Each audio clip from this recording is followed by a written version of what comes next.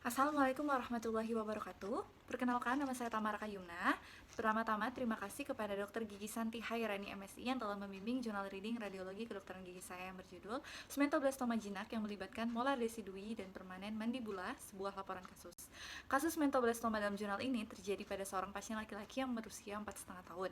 Secara umum, memang smentoblastoma lebih sering terjadi pada jenis kelamin laki-laki, namun mengenai usia, biasanya terjadi pada usia dekade kedua dan ketiga kehidupan atau pada dewasa muda. Tidak dijelaskan ras pasien pada jurnal ini, namun biasanya sering terjadi pada ras Kaukasia. Laporan kasus ini menjelaskan pasien datang dengan keluhan utama bengkak dan nyeri ringan pada daerah mandibular kanan posterior. Pasien tidak kesulitan dalam berbicara, menelan dan bernafas. Riwayat penyakit dan riwayat penyakit keluarga tidak berkontribusi dan tidak ada trauma wajah yang dilaporkan. Keluhan utama pasien tersebut pada umumnya biasa dikeluhkan pada pasien smentoblastoma, yaitu terdapat pembengkakan yang nyeri. Smentoblastoma juga biasanya tidak berhubungan dengan trauma dan riwayat penyakit. Pemeriksaan ekstraoral menunjukkan terdapat pembengkakan minimal dengan konsistensi keras seperti tulang pada rahang bawah kanan yang menyebabkan asimetris wajah minimal. Hal ini umum terjadi pada kasus smentoblastoma, yaitu ketika ukuran smentoblastoma membesar dapat menyebabkan ekspansi tulang sehingga menunjukkan pembengkakan yang keras dan menyebabkan asimetris wajah. Pada pemeriksaan intraoral menunjukkan bahwa terdapat ekspansi bukal dan lingual dengan mukosa yang menutupi normal. Hasil tes vitalitas menunjukkan bahwa gigi molar kedua desidui mandibular vital, lokasi smentoblastoma paling sering terjadi pada gigi posterior permanen mandibula, sedangkan pada kasus ini terjadi pada gigi desidui yang termasuk jarang terjadi. Gambaran intraoral pada kasus ini menunjukkan adanya ekspansi bukal dan lingual. Hal ini umum terjadi jika ukuran smentoblastoma besar. Berikut ini adalah hasil foto radiografi panoramik. Terdapat lesi berjumlah 2 pada gigi 85 dan 46. Adanya gambaran lesi mix radiolucent radiopak dengan epicenter melekat pada akar mesial dan distal gigi 85, meluas ke arah superior hingga ke sepertiga servikal akar gigi 85, meluas ke arah inferior ke benih gigi 45, localized unilateral, ukuran diameter kurang lebih 1,6 cm x 2 cm. Batas jelas atau well defined, yaitu halo radiolucent yang mengelilingi, yaitu kapsul jaringan lunak. Bentuk irreguler menyebabkan obliterasi kamar pulpa dan saluran akar. Resorpsi eksternal, kehilangan outline akar gigi 85. Akar gigi 46 yang belum erupsi lebih berkembang daripada gigi 36, yaitu sampai sepertiga tengah akar. Saluran akar mesial mengalami obliterasi dan terdapat gambaran radiolucent unilokuler dengan epicenter pada akar distal. Ukuran kurang lebih 5 mm, batas tidak jelas, bentuk irreguler. Berdasarkan gambaran radiografi panoramik, terlihat pada gigi 85 terdapat lesi mix radiolucent radiopak yang melekat pada akar mesial dan distal. Batas jelas halo radiolucent, bentuk irreguler, menyebabkan obliterasi kamar pulpa dan saluran akar, resorpsi eksternal, kehilangan outline akar gigi 85, serta pada gigi 46 terdapat lesi radiolucent unilokuler pada akar distal dengan bentuk irreguler. Terdapat obliterasi saluran akar mesial sehingga ditegakkan radiodiagnosis smentoblastoma. Terdapat hal yang tidak biasa pada kasus ini, yaitu terjadi pada dua gigi, yaitu gigi desidui 85 dan gigi permanen yang belum erupsi 46. Memiliki batas tidak jelas pada lesi di gigi 46, serta menyebabkan obliterasi benih gigi 45, sedangkan pada umumnya lesi single dan terjadi pada gigi permanen dan sudah erupsi. Batas jelas halo radiolucent, serta tidak menyebabkan obliterasi benih gigi. Radiodiagnosis lesi pada gigi 85 yang dikemukakan pada jurnal ini yaitu antara odontoma dan smentoblastoma. Berdasarkan gambaran kasus jurnal ini, odontoma yang dimaksud lebih mendekati jenis kompleks odontoma karena khas lokasi lesi di posterior mandibula, batas jelas dengan halo radiolucent tipis dan bentuk irreguler.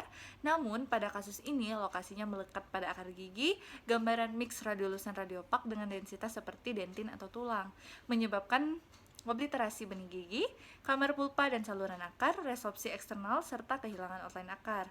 Sedangkan kompleks odontoma biasanya lokasinya tidak melekat pada akar gigi. Gambaran radiopak dengan densitas seperti enamel tidak menyebabkan efek seperti pada kasus ini, sehingga kompleks odontoma dikesampingkan dari radiodiagnosis kasus ini. Mengenai lesi pada gigi 46, tidak ditegakkan radiodiagnosis pada jurnal. Berdasarkan karakteristik lesi pada gigi 46, dapat ditegakkan radiodiagnosis smentoblastoma kategori tahap awal. Diagnosis banding yang paling mirip dengan kasus gigi 85 pada jurnal ini yaitu hipersmentosis, karena memiliki persamaan seperti lokasi melekat pada sepertiga apikal molar mandibula. Namun, terdapat beberapa perbedaan yaitu bentuk hipersmentosis bulbous sedangkan hipersmentosis bentuk bulat. Struktur internal hipersmentosis radiopak, sedangkan pada kasus ini mix radiolucent radiopak. Outline akar gigi yang terlibat hipersmentosis halus dan jelas, tidak menyebabkan resorpsi eksternal akar dan ekspansi rahang. Sedangkan sementoblastoma menyebabkan kehilangan outline akar, resorpsi eksternal akar, dan ekspansi rahang. Diagnosis banding dengan kasus pada gigi 46 yaitu resorpsi internal, karena memiliki persamaan seperti gambaran radiolucent homogen pada sepertiga cervical saluran akar. Bentuk irreguler menyebabkan pelebaran kamar pulpa yang irreguler, namun terdapat perbedaan yaitu resorpsi internal biasanya berbatas jelas, namun pada kasus ini berbatas tidak jelas, tidak menyebabkan obliterasi saluran akar, sedangkan pada kasus ini terdapat obliterasi saluran akar mesial. Perawatan yang dilakukan pada kasus sementoblastoma ini yaitu enukleasi lesi yang merupakan proses pengangkatan total lesi beserta dinding tanpa ruptur, disertai pengangkatan gigi 85 dan 45. Perawatan ini dilakukan karena pertimbangan batas lesi jelas yang menandakan lesi tidak agresif, lesi tidak menyebabkan diskontinuitas inferior border of the mandible, serta perluasan hingga benih gigi 45. Perawatan ini dilakukan di bawah anestesi umum karena pertimbangan prosedur bedah pada anak-anak, mengurangi pergerakan yang tidak diinginkan dan reaksi dari perawatan bedah, serta menyediakan waktu durasi aksi anestesi yang aman, efisien, dan efektif selama prosedur bedah. Berdasarkan kasus pada jurnal, lesi pada gigi 46 tidak dilakukan perawatan karena tidak dianggap kelainan, namun seharusnya lesi dilakukan observasi untuk mengamati adanya perkembangan lesi. Ruang edentulus 45 sebaiknya dipertahankan dengan spesimen tenar agar gigi sebelahnya tidak terjadi migrasi dan pemasangan gigi tiruan sebagian lepasan setelah periode gigi tetap. Pemeriksaan histopatologis menunjukkan lembaran material mirip sementum yang di dalamnya terdapat reversal line yang terlihat mencolok dan sementoblast besar dalam jumlah banyak. Material tersebut terperangkap dalam stroma jaringan ikat longgar vaskular. Berdasarkan hasil histopatologis, diagnosis definitif ditentukan sebagai sementoblastoma. Kontrol pada kasus ini baru dilakukan 1 tahun setelah bedah, saat pasien berusia 5,5 tahun. Sedangkan kontrol sebaiknya dilakukan 6 bulan setelah bedah. Kontrol perlu dilakukan untuk mengevaluasi penyembuhan jaringan setelah bedah, serta untuk mengobservasi lesi pada gigi 46 dan adanya rekurensi dari sementoblastoma yang sudah diambil sedini mungkin. Saat kontrol, pasien mengeluh adanya pembengkakan ringan. Berikut ini adalah hasil foto panoramik yang dilakukan 1 tahun setelah bedah. Gigi 85 dengan lesi yang melekat pada akar serta benih gigi 45 telah hilang, serta tulang trabekula daerah edentulus 45 sudah terjadi remodeling, namun belum sepadat seperti tulang di daerah posterior kiri. Struktur internal radiolucent berubah menjadi mix radiopak radiolucent pada akar mesial dan distal yang sudah terbentuk pada gigi 46 yang sudah erupsi, yang sebelumnya hanya pada akar distal. Meluas ke arah superior hingga ke sepertiga cervical akar gigi 46, meluas ke arah posterior pada mesial folikel benih gigi 47, meluas ke arah inferior ke kanalis mandibularis. Localized unilateral jumlah 2, diameter kurang lebih 10 mm pada akar mesial dan 8 mm pada akar distal. Batas jelas halo radiolucent, bentuk bulat menyebabkan obliterasi sebagian pada kamar pulpa dan keseluruhan saluran akar. Resorpsi eksternal, kehilangan outline akar gigi 46 dan ekspansi inferior border of the mandible. Dan gambaran panoramik menunjukkan bahwa tulang trabekula daerah edentulus 45 sudah terjadi remodeling tulang namun belum sempurna, serta terdapat gambaran mix radiopak radiolucent pada akar mesial dan distal gigi 46. Batas jelas halo radiolucent, bentuk bulat menyebabkan obliterasi sebagian pada kamar pulpa dan keseluruhan saluran akar. Resorpsi eksternal, kehilangan outline akar gigi 46. Berdasarkan gambaran radiografi tersebut, dapat ditegakkan radiodiagnosis sementoblastoma dengan diagnosis banding hipersementosis. Terjadi peningkatan ukuran sebesar 7 mm pada akar mesial dan 4 mm pada akar distal gigi 46 dalam waktu 1 tahun pada kasus ini. Hal ini menunjukkan bahwa perkembangan lesi yang cepat pada akar mesial. Padahal pada umumnya ukuran lesi sementoblastoma membesar 5 mm per tahun. Laporan kasus ini menjelaskan bahwa dilakukan bedah untuk mengangkat lesi dan gigi 46. Perawatan yang seharusnya dilakukan yaitu ekstraksi gigi 46 disertai enukleasi lesi dan kuretase untuk mencegah rekurensi. Gambaran hasil pemeriksaan histopatologis tidak dijelaskan pada laporan kasus ini, namun ditegakkan diagnosis definitif sama seperti diagnosis sebelumnya yaitu sementoblastoma. Kontrol selanjutnya tidak dijelaskan pada jurnal ini, namun seharusnya kontrol dilakukan 6 bulan setelah bedah. Laporan kasus ini menjelaskan pasien datang kembali 2,5 tahun setelah kontrol sebelumnya, yaitu saat pasien berusia 8 tahun dengan keluhan bengkak di lokasi yang sama yang sebelumnya terdapat lesi.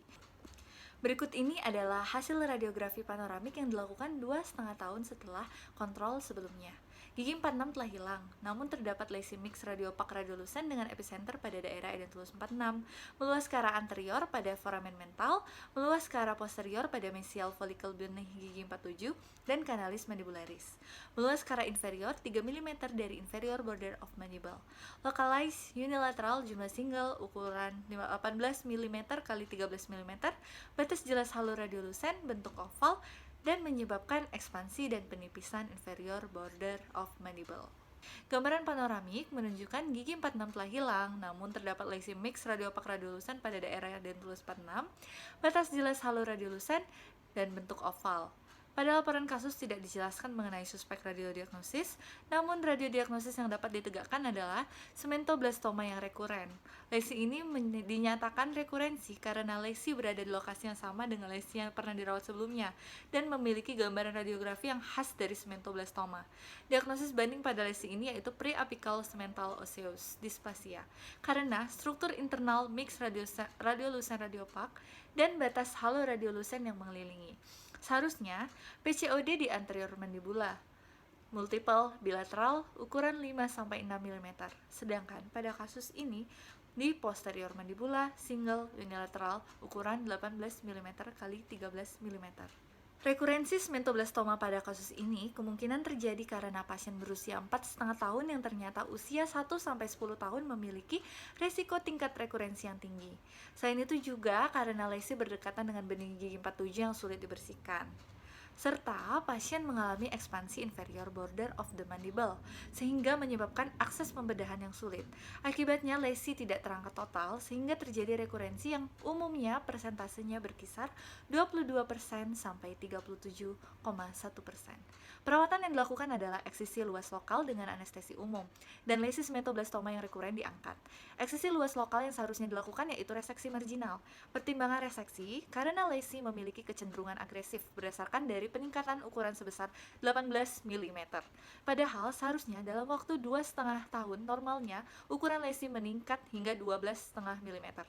Dan pemilihan tipe reseksi marginal karena lesi belum sampai ke inferior border of the mandible. Berdasarkan gambaran hasil pemeriksaan histopatologis, diagnosis definitif ditentukan sebagai sementoblastoma jinak. Lesi mengalami rekurensi yang tidak biasa sehingga pasien dilakukan kontrol ketat 3 kali pada 3, 6, dan 9 bulan setelah bedah terakhir dan tidak ada tanda terjadinya rekurensi. Kontrol sebaiknya dilakukan jangka panjang yaitu hingga 1 tahun dan 2 tahun pasca bedah. Perawatan prostetik yaitu pemasangan gigi tiruan sebagian lepasan dapat disarankan untuk merawat edentulus saat pasien memasuki periode gigi tetap sekitar usia 13 tahun. Kesimpulannya yaitu, radiodiagnosis kasus ini adalah sementoblastoma karena adanya gambaran mix radiolucen radiopak yang melekat pada akar gigi 85. Batas jelas halo radiolucen menyebabkan obliterasi kamar pulpa dan saluran akar, resorpsi eksternal, kehilangan outline akar, serta adanya radiolucen unilokuler pada akar distal gigi 46, dan terdapat obliterasi saluran akar mesial. Pada kasus ini terjadi pada gigi residui, gigi permanen yang belum erupsi, serta terjadi rekurensi yang merupakan hal yang jarang terjadi pada kasus sementoblastoma. Baiklah, sekian presentasi jurnal reading kali ini. Jika ada salah kata saya mohon maaf. Terima kasih atas perhatiannya. Wassalamualaikum warahmatullahi wabarakatuh.